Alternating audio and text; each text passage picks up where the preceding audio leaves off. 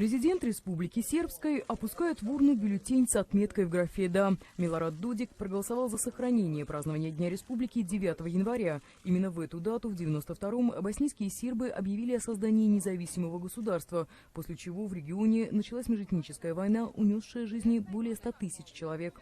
Вопрос о возможном переносе Дня Республики местные власти вынесли на референдум после того, как в конце прошлого года Конституционный суд Сараева постановил, нынешняя дата совпадает с православным праздником и ущемляет права боснийско-мусульманского меньшинства, проживающего в республике. Антиконституционным суд признал и нынешний референдум.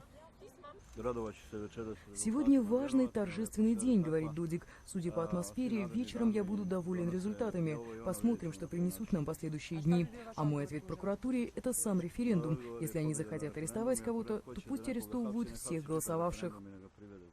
Несмотря на запрет Сараева, жители республики в воскресенье пришли на избирательные участки.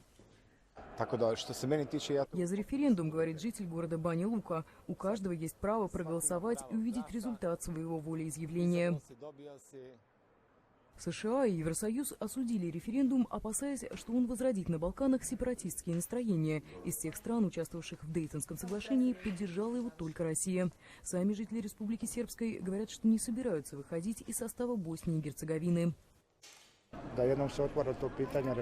Референдум поднимет много вопросов, говорит житель Бanja Luka, но не об отделении, а о том, что можно и нельзя делать в нашей республике. Проголосовать на референдуме могут 1 200 000 жителей республики. 83% из них – этнические сербы.